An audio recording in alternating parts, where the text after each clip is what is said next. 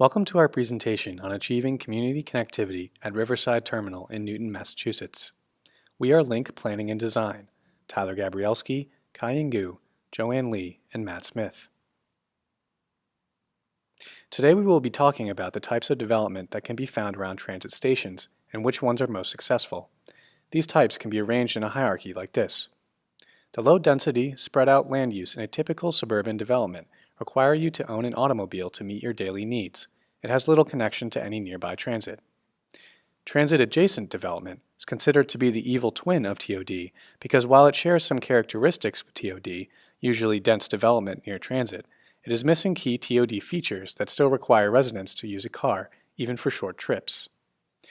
True transit-oriented development, or TOD, supports multimodal travel, provides access to amenities and open space. This means that residents can live car-free, facilitating more social interaction and a sense of community. The TOD term is often used by developers to make it seem like their project is cutting-edge good urbanism. However, 97% of developments marketed as TODs are actually TADs. It can be especially difficult to tell the difference between these types of development because of how the definition of what qualifies as a TOD has evolved over time. Over the past 30 years, planners and developers have experimented with different ways to build around transit. At first, development was placed next to the station and had little connection to the surrounding neighborhood. Years later, development was pushed closer to transit, but still failed to encourage mode shift by continuing to accommodate lots of car use. Today, the design of a TOD is specifically tailored to be transit-focused, with stronger connections to amenities and the community fabric. We must hold new TOD projects to this more comprehensive standard. We based our research and lit review around these differences between suburban development, TADs, and TODs, and found that connectivity was the critical component that separated them, especially in suburban environments. From this, we formulated our research question: how can a proposed or existing transit-adjacent development be evaluated and reconfigured using principles of TOD in order to achieve community connectivity in auto-dependent places? We define community connectivity as many points of access linked by multimodal routes between neighborhoods and how that physical infrastructure facilitates social interaction. We are illustrating this concept through this equation, which shows how physical connectivity, multimodal access to a site, and social connectivity, an environment that promotes interaction, combine to create community connectivity, a vital piece of a successful TOD that sets it apart from TAD. This is the existing condition of the Riverside Park and Ride site, which is a 14-acre parking lot with a transit stop attached. It presents a great opportunity for TOD, but also could easily become a less successful TAD. These are the icons that we will be using throughout our presentation to indicate the presence or absence of key TOD principles. Through this methodology, we can evaluate, analyze, and identify ways to reconfigure TOD projects. Under mode shift, we have an emphasis on transit, biking, and walking. Under site design, we have density and access to open space and amenities. These features combine to create the conditions for physical and social connectivity. The social aspect of connectivity is important to understand. It isn't just people hanging out with their friends. It is the opportunity for many unplanned and informal interactions with neighbors you may or may not know. This fosters a sense of trust and reciprocity between neighbors that is not as strong in auto-dependent neighborhoods or in isolated TADs. Achieving a true TOD is only possible when both of these types of community connectivity intersect. Our method of evaluation with our indicators is based on how a given project's features compare to those of these TOD case studies that we identified as having strengths in these areas. While not all of the examples are perfect TODs, they illustrate how each of our principles can be successfully integrated into a TOD design. Today we are going to be demonstrating how to use our indicators by evaluating three specific developments that have been advertised as TOD: Newton's Woodland Station, the Riverside Plan, and Station Avenue in Rohnert Park, California. Each development scores progressively better according to our TOD principles, and comparing them will allow us to identify features that are missing or could be reoriented in the proposal for Riverside. We will begin by looking at the community context surrounding the Riverside development and Woodland Station. This is the area of Newton in which Riverside and Woodland stations are located. The neighborhoods of Auburndale and Lower Falls are bisected by a major highway. The Riverside site is in red, and Woodland Station is one stop down on the D line. The development at Woodland Station is a typical example of a TAD. It includes plenty of parking and is still auto-dependent despite it being next to a transit stop. There are also no on-site commercial amenities. The closest commercial center is over a mile away, and it is a very unsafe and unpleasant walk, with narrow sidewalks and a 4-lane road that crosses the highway. Looking at our TOD indicators, this development only achieves 2 of them, transit access and density, falling short of a true TOD. Now we will examine the existing conditions at the Riverside site. From our literature review, it was determined that the maximum at which people are willing to walk is up to 3/4 of a mile. Looking at the area surrounding Riverside, it is apparent that amenities are limited in this range, and most of them lie at the edges. The walk along Grove Street to access them is similarly unsafe and unpleasant.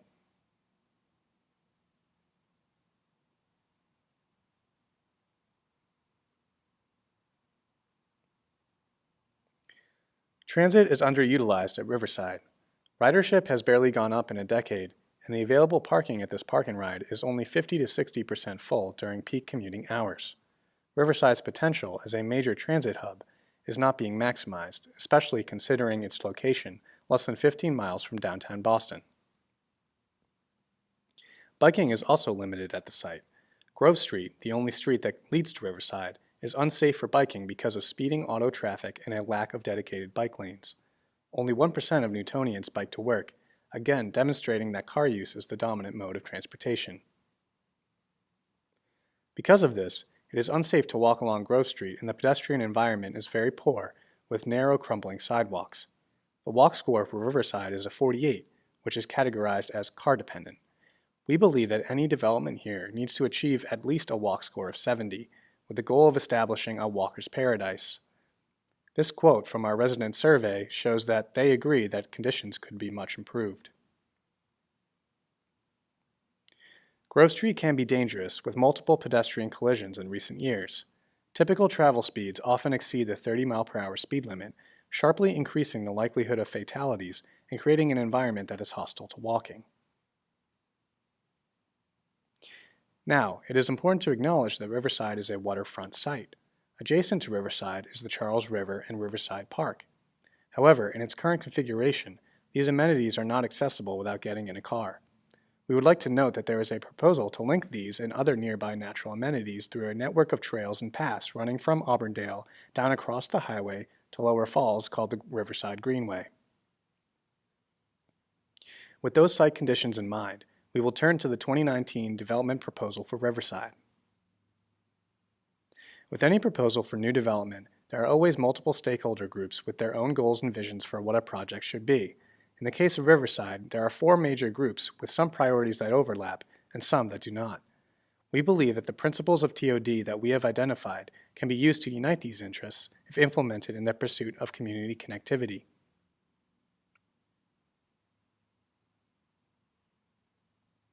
Now we will analyze the 2019 Riverside Development Proposal through our TOD principles to determine if it would achieve this goal. We have concluded that the design includes some features that are key to successful TOD, but it does not reach its potential in several respects. The transit station is not a focal point. The presence of retail is limited, the blocks are long, and the streetscape is not optimal for pleasant walking or biking.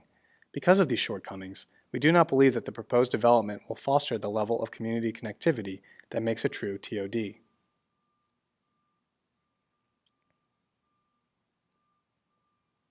The existing mode prioritization of the Riverside site is heavily auto-oriented, with one major entrance mainly dedicated to cars.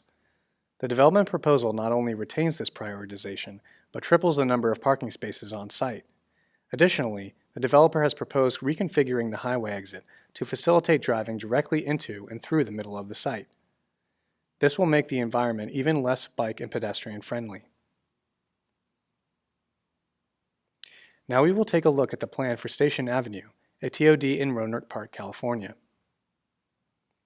Station Avenue, although somewhat larger and less dense than Riverside, includes a number of successful TOD features that we think should be more fully integrated into the Riverside development proposal. It's clear from the rendering that the station itself is the focal point around which the development design is centered. The Station Avenue site is comparable to the Riverside site in several ways. It is also located next to a major highway in a typical suburban environment with low-density development that necessitates traveling by car. However, the newly constructed Smart Rail, analogous to the D Line, has provided an opportunity for Rohnert Park to establish a mixed-use TOD village that will act as its new downtown. The town's residents directly participated in the design of Station Avenue through the adoption of a form-based code that dictated the look and feel of the streetscape, which is pedestrian-focused and bike-friendly. There are multiple sidewalk bump-outs and mid-street crossings, allowing a pedestrian to navigate safely between short blocks to the many shops, restaurants, and public spaces. While Riverside tucks transit into a corner, Station Avenue features the station entrance prominently and provides an active human-scaled plaza directly in front of it, with many edges that encourage people to linger, interact, and patronize businesses mere steps away. Each area of the development is well connected and also blends easily into the surrounding environment, with bike paths running alongside the rail tracks and into the nearby parks. Looking at our TOD principles, Station Avenue scores much better than the Riverside proposal in several areas. This development design will successfully foster community connectivity. If it can be done in the much less urban Rohnert Park, it can be done with Riverside. Now we will take what we learned from the case studies and apply them to the Riverside site. In a 2017 study, the City of Newton set a goal to rebalance travel mode share towards transit, biking, and walking, and away from driving. However, the current proposal does little to encourage mode shift, and instead supports the auto-centric status quo. One of the ways to potentially address this problem would be to redesign Grove Street to be more pedestrian and bike-friendly. To enable this, we propose making Grove Street a 20-mile-per-hour street to increase safety. 58% of survey respondents indicated that they would support a Grove Street redesign to encourage walking and biking. This is how the street could look after the redesign from a pedestrian's perspective. MassDOT and the MBTA have put out parking guidelines for TOD projects. The current proposal provides a level of parking that falls between the minimum and maximum on this scale, with nearly 1,000 spaces being retained in addition to the nearly 2,000 that would be built. We feel that the site's transit access presents an opportunity to lower the number of required spaces in the development, creating valuable cost savings. Providing lots of parking in a development drives up construction costs considerably. In the Boston area, each parking space in an above-ground garage costs $25,000 to build. If the development utilized the minimum recommended ratios from the TOD guidelines, they would reduce the number of spaces required by 749 and save nearly $19 million. This amount could translate into reduced costs for the residential, office, or retail components of the development. This added financial flexibility could make rents more affordable or allow for a larger variety of commercial and retail tenants. When you unbundle the cost of parking from rent, you increase flexibility and choice. Without parking mandates, studies have shown that developers only build 50 to 60% of the previous number of spaces. Additionally, as one increases the cost of a parking space for multifamily residents by $50 a month, it reduces car ownership by 15%. Making a parking space a rentable option bases parking amounts on actual market demand, not government mandates. If you don't have a car, you don't need to pay for a space. Reducing the amount of parking planned for Riverside is justified because of the upcoming investments in the Green Line.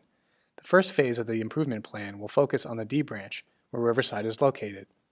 These improvements will not only speed up service, but will also create a more pleasant riding experience. This work will be completed by 2020, before the development is likely to open. The track and signal improvements will make travel times more comparable to driving. These are the typical peak travel times by mode to downtown destinations under current conditions. The D-Line improvements will make transit a more attractive option. However, Riverside could encourage mode shift even more if it reached its true potential as a regional transit hub.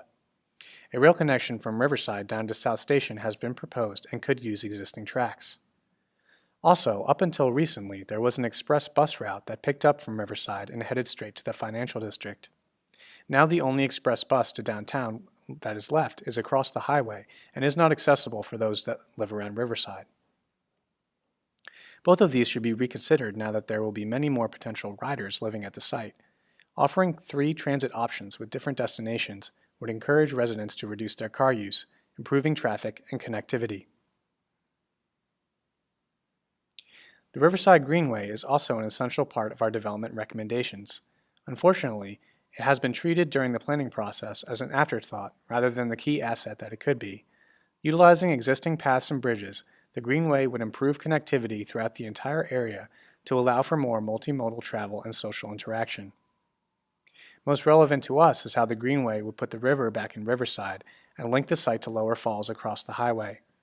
This blending into the surrounding environment is critical in ensuring that Riverside becomes a true TOD and not a TAD.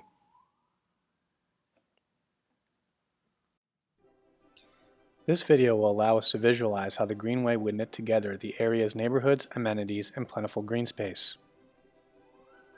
We start at the northernmost point, at Lions Park. Pedestrian and bike-friendly improvements along Commonwealth Avenue's Carriage Road, here indicated with the dots, would allow for a pleasant and safe walk or ride down to the river and the community boathouse, which can be seen here on the water. There's a lot of auto use in this area, which would be de-emphasized and made more friendly for the community to get around. After crossing the road and running down these low-traffic, residential, wooded streets, a new shared-use path would guide pedestrians and cyclists under the Massachusetts Pike. This would lead past another boathouse and across a footbridge to the current MWRA site. There's another potential connection from this path across the Pony Truss Bridge to Riverside Park, an important natural amenity for this area. You can see in the lower left-hand side the connection to the Indigo line that would be utilized if Riverside was turned into the transit hub that it deserves to be. From Riverside, the Greenway would run across I-95 over 2 old rail bridges, which would be converted to support another shared-use pathway. Providing access to Lower Falls, but steering back towards this river, the Greenway would continue through Leo J. Martin Golf Course, taking advantage of its wide open spaces and providing scenic views of the Charles. Ultimately, the Greenway would head back onto a shared-use trail into the trees, around a cul-de-sac, and across another existing bridge into the commercial center of Wellesley. This area has housing, office space, and commercial amenities, and it sits right on the Newton-Wellesley line adjacent to Lower Falls. Now we will bring what we have learned in our research and from our knowledge of the site together. In the interest of fostering community connectivity, we have come up with these recommendations for development at the Riverside site. They are: eliminate parking minimums to de-emphasize driving and auto use. Utilize the station as a focal point of the design like in Rohnert Park. Establish an 18-hour streetscape, an active streetscape for pedestrians and bicyclists. Redesign Grove Street to be more bike and pedestrian friendly, a 20-mile-per-hour street. Have Riverside reach its potential as a transit hub with Indigo line connections and express bus access. Lastly, prioritize the Greenway as the asset that it is and the key to the entire design. To recap, these principles of TOD, from mode shift to site design, combine to create community connectivity. Achieving it is the most critical step in designing a successful TOD and avoiding a TAD.